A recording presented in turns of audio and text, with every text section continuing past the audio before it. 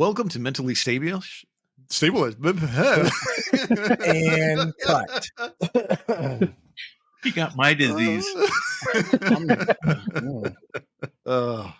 Welcome to Mentally Stable-ish. My name is Bradley Ball. I'm joined by Daniel Taylor. Josh Ludeman.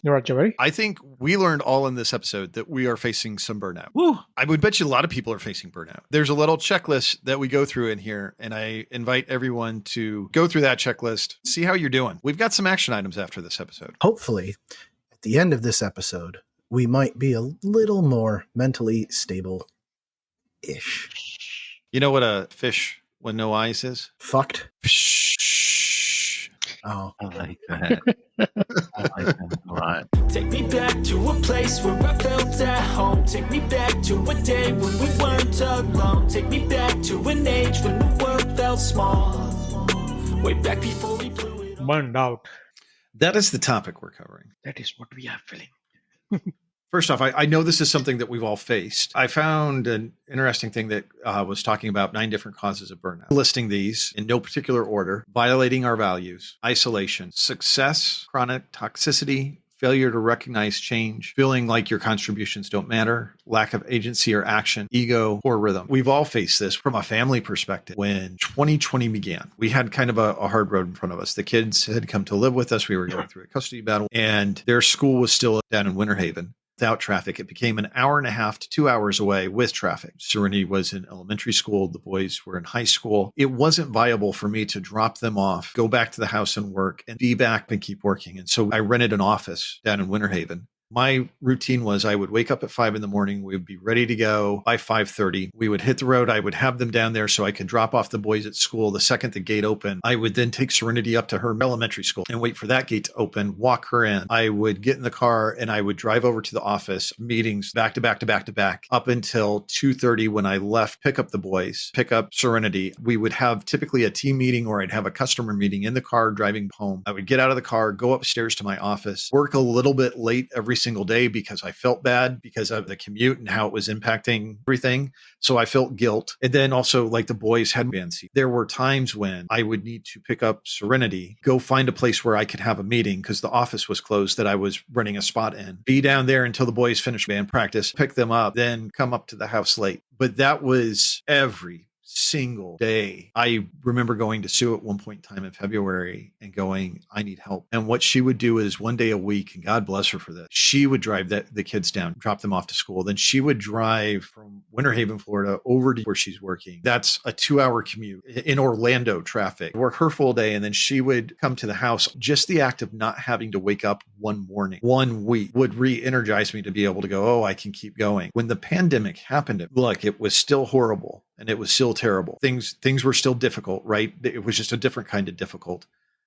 But I didn't have this crazy, overwhelming commute every single day and trying to figure out the life. And my burnout when I was 19 or 20, I was supposed to join something and I got declined. It's just one of those things that was a hard life experience. And I decided to go to junior college, but there were just things that weren't lining up and it just wasn't working for me. Not getting into the organization that I wanted to get into, having to do something else that I really wasn't ready to do, that being going to college, really put a tax on my system. It was burnout. And I didn't realize it was burnout. This is how well I was doing in junior college and JC. I was getting like a D in athletics. And basically all you got to do at junior college is just show up and put on shorts. You know, that's how bad it was, right? So I wasn't showing up for college. I wasn't showing up for work, but cash and carry. And then I went to this Subway sandwiches, working there. All of a sudden, my life was just in a spiral, and it was because of burnout. Ultimately, I applied for a job on a dare, and it got me out of that spiral. I didn't know I was in a burnout stage.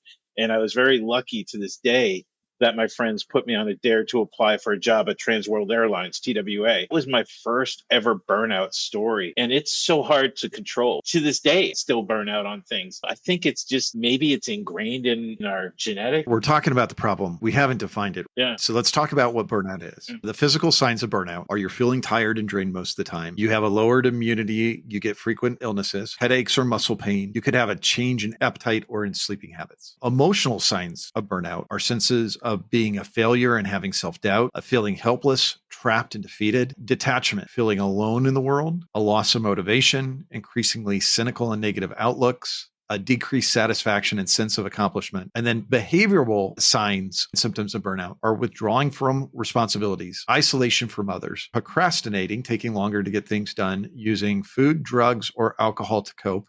We all know using food, drugs, and alcohol should just be for fun. And then taking frustrations out on others, or skipping work, or coming in late and leaving early. Man, I wish I had that bullet points years ago. I feel like if this was a lotto card where you had to pick like 25 numbers, I am automatically ecstatic. I think I just won 250 million. Yeah, Right. we've Check. all got bingo. Not right at this minute, but when I look back at my burnout point, Brad, as you're reading those off, I'm sitting there going, check, double check, triple check. Oh, there's another check. Who else has a burnout story they want to share? I mean, personally for me, I don't know when I would be burned out, or I don't really figure it out that I'm burned out. All the check boxes that you said, go through that episode, but I just don't know if I'm really. I can think of a time you've been burned out. Do you want me to jump in? I just try to figure it. Okay, I'm going to give you 3 little letters.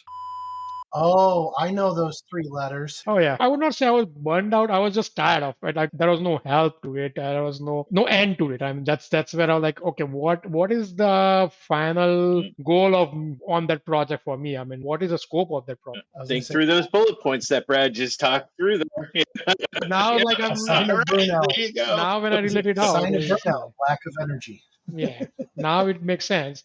I mean, then I would say a lot of times, right? I mean, right now also, right? I mean, sometimes like on the call, like, why? What do I need to be there? There's no motivation, right? I mean, currently with all these changes happen, what's the motivation to do this? Why are we fighting to finish up this? What are we achieving on? Lately, I've been filling it out. Maybe it's a burnout. You're right. Yeah, it's a burnout. Maybe taking a break is what I need to do it. But now with all your points that you said, yes, I go through that thing right now. Like, There's that fear that if you stop, yes, it's all going to stop because nobody can do it but you. It's all on your shoulders and you're alone. not alone, but I think I have to rebuild the whole thing again. That's what I feel. And I like if I stop, now I have to start from zero again instead of where, like, say, if I'm in 5 or 6 point right now, I have to build that again, the whole thing.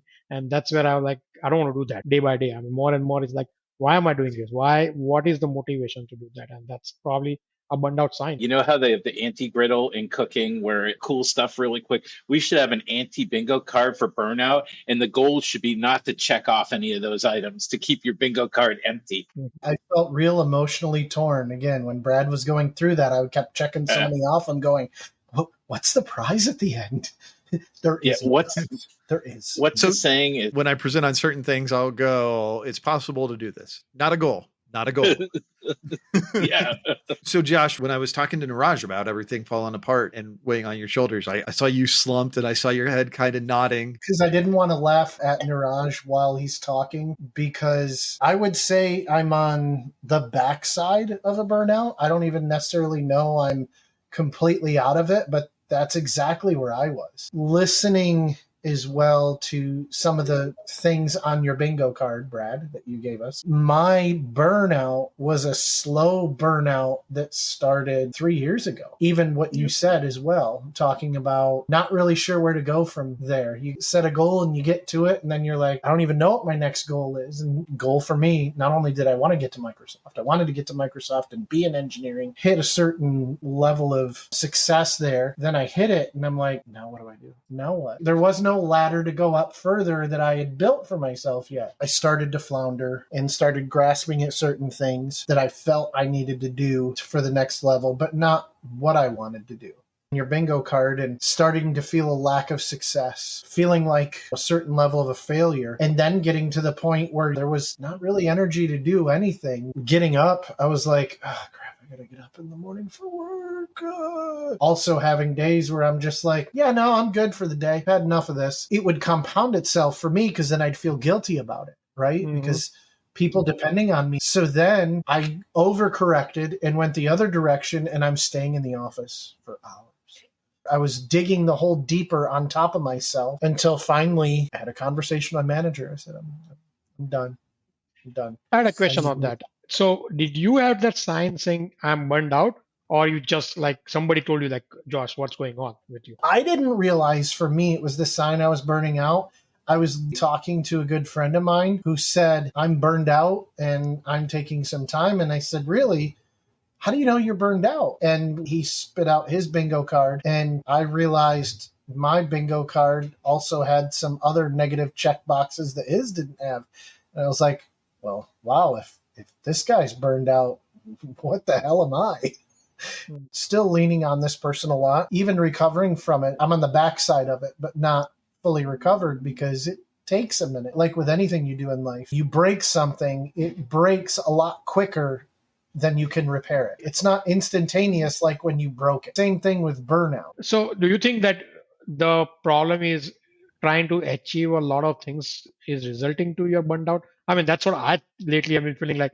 Just committing, okay, I'm going to do it, I'm going to do it, I'm going to do it, is just piling up, and it's just getting, I mean, all the checkbox that Brad was talking about is that's what it's coming up. I feel like that's part of it. Sometimes I'm doing so many things at work, and then we've got stuff that we're doing outside of work. That's one of them. Sometimes I feel like I'm a piece of taffy being pulled in multiple directions. Mhm. I have started saying no more and more. There are things I really want to say yes to. And I give myself permission to say yes to those things. If there's something people try and draw me in and go, oh, I think you'd be perfect to be able to help lead this. If I am not excited about it, if I'm not passionate about it, or if I see a very good reason for me not to lead it, I say no. And I've been saying no a lot more. When we get into tips of how we solve burnout, Mm-hmm. one of the tips is setting boundaries. Oh, yeah. Trying to make sure that you reclaim your mental health. People are afraid to say no until they do it for the first time, because they don't understand that they have the power to say no. I remember when I started at Microsoft, that served me really well. We were in Premiere, and in Premiere, you get engagements, and I would have salespeople, and they want you to do it to fit their schedule on this thing, and they've promised X, Y, and Z. We got some prep time, and I got to tell you, that was very healing to me. To go, I get a week to prepare before I'm going to go do this thing. Every salesperson in the world would say, well, you don't need a week, just go do the things. And I would say no. And I remember the first time I'm sitting on a call with a customer, and the customer goes, we want to do this on this week. And I go, that's great. I've taken all these notes. I'll find someone on my team and they'll give it to you. Well, we don't want somebody else. We want you. That's great. I'm not available the week you want to do this. I'm available 2 weeks later. And they went, nope, we want this week. And that's why I'm going to give these notes to someone else. But we want you. Yes. And I'm available 2 weeks from today. Eventually, they got the point and they went, okay, so if we move this training 2 weeks, we can have you? And I said, yes, you can. And they went, okay, let's move it 2 weeks. I have a family calendar. I would look at the family calendar. I would know when the kids' activities are.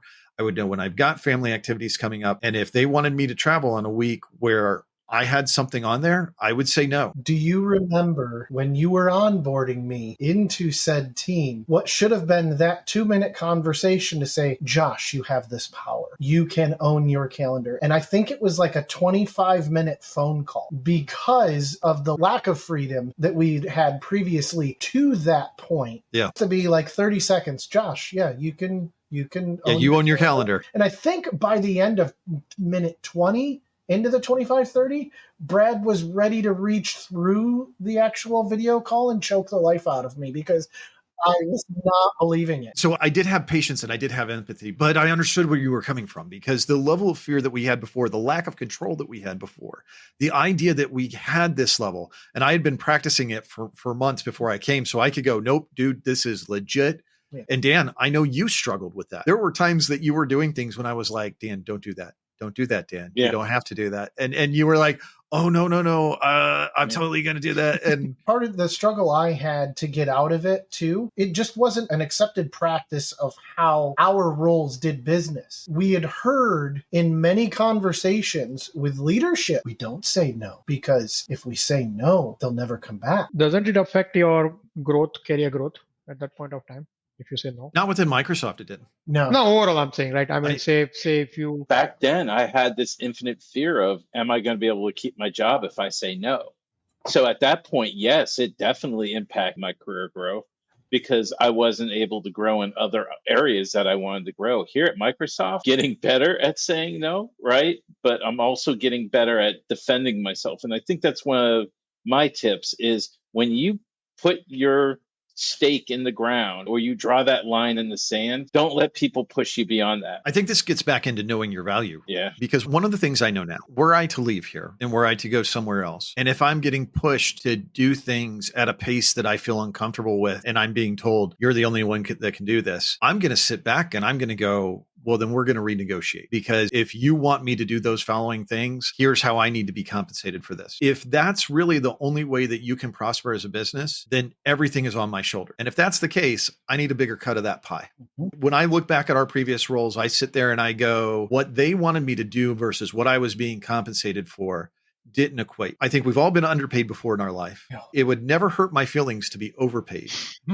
Looking back, even though my paycheck was good, I look back at that job and I go, I was massively underpaid for the amount of hours I had to put into that, the lack of quality of life, or the impact that it had on me. I was starting to have acid reflux constantly. I was popping Pepsid ACs 6 times a day. When I left that job and I came to this job, Sue, we were dating. We were not yet engaged. We were not yet married, but she saw me go through every single bit of that and just how happy I was in my quality of life going from one job to another. Sometimes people go, I don't know that I can find an alternative, but I would say that you have to look at how you stand up for yourself. I get there's always danger in that, but that danger comes. And at the end of your life, do you really want on your tombstone? Oh, they were great meetings. I was listening to a podcast the other day, and it was with an actor, Eric Christian Olsen. He was talking about his career, NCIS Los Angeles, if you've ever seen it. That show recently ended a season or 2 ago. They had said to him, yeah, we heard you had an interesting negotiation tactic from contract to contract. They go, you wouldn't ask for more money? He goes, no. He goes, each contract, I wouldn't ask for more money. I'd ask for more time for me. You know, having an allotted set of weeks that we would agree on going into the season that I could take during in the middle of the season where I'd take my family somewhere, or time that, you know, I'm going to pick up my kids from school on this days and stuff like that. He goes, it worked for him. That's important. Some of the tips for fighting burnout, first off, look at your value, right? Set boundaries, find ways to be able to say no, carve out those times for you, and make sure that you understand your time is valuable. I would also throw exercise at the top of the list. I know for me, from a mental health perspective, when I start to get into burnout, the feeling of depression, fatigue, lack of motivation, those are all really big. And there's a ton of wonderful, great books, blogs, podcasts out there about the benefits to mental health that working out has. Andrew Huberman is one of the first guys who comes to mind, who's done a lot of work in that space. But getting up early in the morning, going and doing something. This morning, we had our first meeting was at 7:30 in the morning. But after that, I had time that I went, okay, as soon as I'm done and I've got all the things done I needed to have done, I went, I grabbed my shoes, I went for a walk, I grabbed a shower, came back in and got ready for the next series of stuff. But it was, I gave up some time in my morning, but I blocked off the next batch of time. So that way I would have that time for myself to be able to go and get that. If I don't get that exercise in, I know how it affects me. The one thing that needs to be in there for what Niraj, what you were talking about, does that take away from your success? Before you get to a point of saying no, you need to understand what your goal is, so that when you're saying no, you're saying yes to the things that will drive your goal, but saying no to the things that aren't pushing you forward. Yep. Spoken like a true manager. Well, not anymore. It's not. Not anymore. It's not. That's right. Not anymore. I'm joshing right. with you, Josh. Okay, your old manager. Sounds like a jerk. He was. Yeah, not my new manager. My new manager is wonderful. So with that, we've got a couple tips for burnout, but I think the first thing is to recognize that you're feeling burnout. I think there's more conversations we're going to end up having on this topic, because God knows we've all felt this a lot, multiple different times. And I think to some extent are feeling it now. Don't know that I have any specific goals for this other than I'd like to start running again to be able to help be a little more athletically active. I'm getting out, I'm doing walks. I want to pick up weightlifting a little bit more. Anybody else have a goal for fighting burnout? I'm on the health thing. I've put on 30 pounds in the last 9 months, and it's all due to a lot of stresses. And I think I could equate some of that to burnout. So health as well. Getting out there, walking, riding my bike again, because I really enjoy that. We should start a Lose It group again. Josh, what about you? Yeah. I took some time off to kind of begin my recovery from burnout. Tried to take stock of what got me to that point. And there were a few things that I picked out. Obviously, the saying no is one of them. The other thing on my list, taking time off. Usually I would keep going up until this year. I really have never just taken a week off. I'm looking to do that, take more time. Yep. I need to figure out how to pick that signs, right? I mean, what really, I mean, that's the struggle I'm having right now. Like, am I really burned out or I'm just not getting that sign? So probably yes. And then I agree, taking time off definitely makes sense. I've been not on a vacation from almost like 9 months now. So that might just take a week off or just take a Friday off and do nothing. Don't turn on your machine and see how it works for your weekend. So, yep. All right, make a note. The next time we talk about burnout, I'm coming back to you on all these things. Dan, Check. and you, we're doing some health stuff. Josh, you need to take a vacation. Niraj, you need to work on identifying if you're Yep. burnout and maybe take a vacation. All right. I love you all. All right. I don't know about you guys, but I feel a little bit more mentally stable Mm-hmm. ish. Ish. I see what you're doing there. I'm sorry, but it don't tell- seems like a great sign off. And until someone else figures out a better way for us to sign these off, Mm-hmm. I love you all. Don't tell mom. okay. Take me back to a place where I felt at home. Take me back to a day when we weren't alone. Take me back to an age when the world felt small. Way back before we blew it all.